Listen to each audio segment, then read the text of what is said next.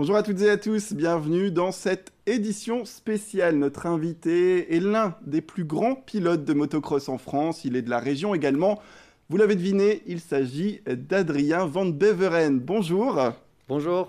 Merci d'être avec nous sur ce plateau. On le rappelle, après votre accident au dernier Dakar, clavicule cassée, on le voit d'ailleurs, votre bras est assez, on va dire, assez peu mobile.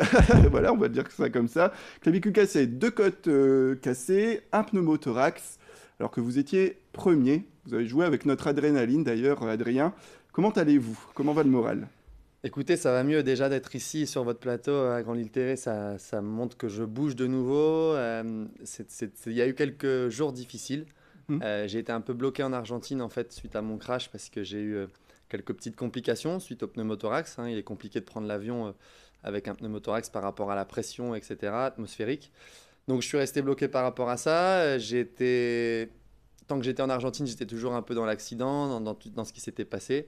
Ça a été difficile à accepter pour moi, parce que c'est vrai que gagner le Dakar, c'est un rêve. Oui. Et le rêve s'est écroulé comme ça d'un coup. En fait, j'ai vraiment... Alors, pour revenir sur cette chute, c'est arrivé tellement vite que je ne m'en suis pas rendu compte. Mhm.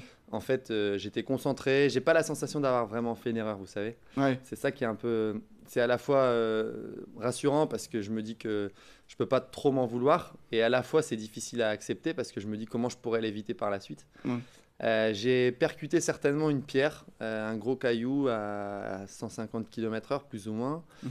J'ai vraiment été catapulté de la moto Mhm. et j'ai joué d'un... Qu'est-ce qu'on ressent à ce moment-là? Quand on est expulsé et que d'un coup on vous dit c'est fini. J'ai pas eu le temps de réaliser en fait. À un moment où je suis expulsé de la moto, je m'y attends absolument pas. Mhm. Autant j'ai déjà chuté en disant bah là ça va être chaud d'éviter ce danger-là et, Mhm. et de pas réussir à rattraper le coup. Que là j'ai vraiment été catapulté comme si j'avais roulé sur une mine quoi. Vous voyez ça. Ouais. Et sur le coup j'étais sous le choc. J'ai perdu connaissance quelques minutes. Je suis un peu revenu à moi. J'ai voulu essayer de continuer mais j'avais vraiment de gros problèmes respiratoires. Ouais. J'avais une côte qui a perforé le poumon, donc du coup, je me rendais pas compte, mais j'étais en train petit à petit de m'étouffer en fait. Ouais. J'ai commencé à avoir un goût de sang dans la bouche et j'ai compris que c'était plus grave que je ne le pensais. Donc j'ai essayé de rouler, mais ma vue s'est troublée, c'est devenu compliqué. Mhm. Et les médecins sont arrivés, les secours sont arrivés assez rapidement parce que comme j'étais filmé par la télé a tout de suite prévenu les secours qu'il y avait eu un gros crash. Mhm.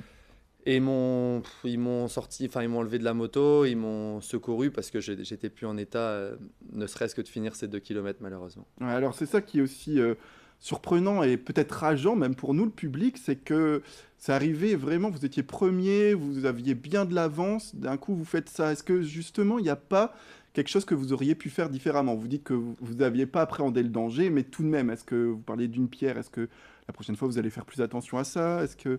Évidemment, je tâcherai de faire plus attention à ça, mais sincèrement, il m'est déjà arrivé beaucoup de chuter en me disant bah, j'aurais pu éviter la chute comme ça ou comme ça. Mais là, sincèrement, j'ai pas la sensation d'avoir vraiment fait une faute de pilotage. Mhm. J'étais concentré, je savais pas que j'avais beaucoup d'avance. Je savais que j'étais en train de gagner l'étape parce que les pilotes étaient partis devant moi ce jour-là. J'étais 7e au départ Mhm. et j'avais donc 6 traces devant moi.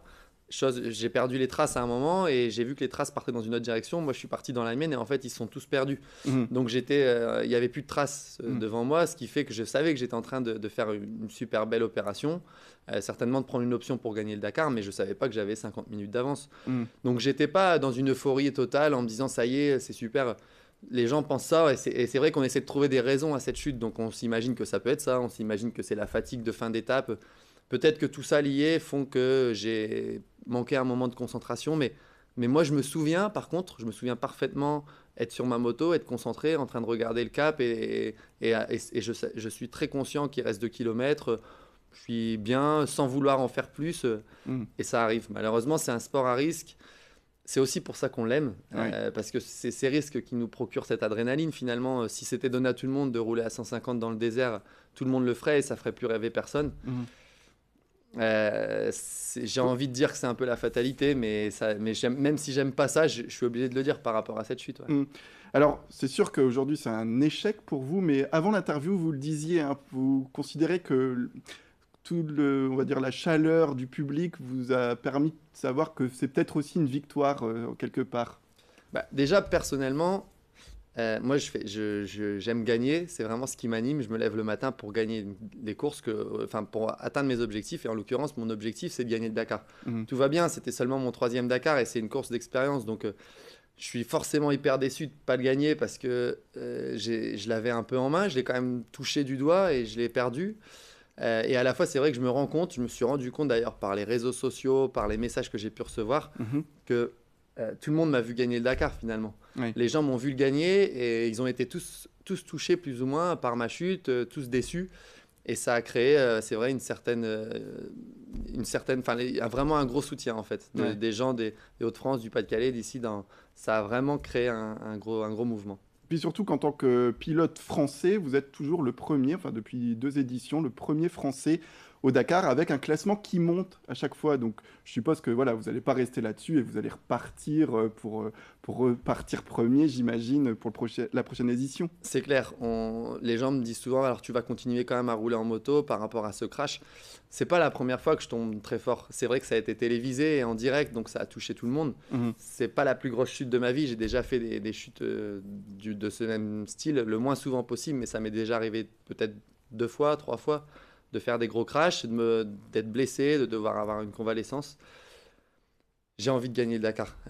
J'ai On envie le de gagner sent. le Dakar, c'est ce que je veux et je veux me donner les moyens d'y arriver. J'étais pas loin de le faire cette année, Mhm. donc je vais continuer sur cette philosophie. Faut pas s'enflammer, il faut pas dire. C'est facile de dire ah, bah, j'étais tellement proche de le gagner cette année que l'année prochaine je vais forcément le gagner. Mhm. Non, c'est une nouvelle course. L'année prochaine, il faudra repartir à zéro.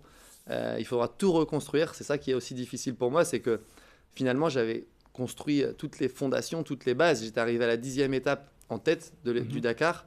Et là, je venais de prendre 50 minutes d'avance. Il restait 3 étapes. C'était vraiment une grosse option pour le gagner. Grosse option. Et puis voilà, on est sûr donc du coup de vous revoir l'année prochaine, sauf incident majeur. Mais voilà. Ouais, rendez-vous en 2019 pour le Dakar. J'ai d'autres événements avant ça. Je roulerai prochainement dans une voiture aussi. Mhm. Et puis, mais mon objectif, c'est la moto. C'est ce que j'aime. J'aime aussi la voiture, mais pour l'instant, je suis concentré sur le 2 roues et c'est ce que je veux faire. Je voudrais gagner le Dakar. Très bien, ce sera le mot de la fin. Gagner le Dakar pour Adrien Van Beveren. Merci d'être venu sur ce plateau. Tout de suite, retrouvez bien sûr les prévisions météo.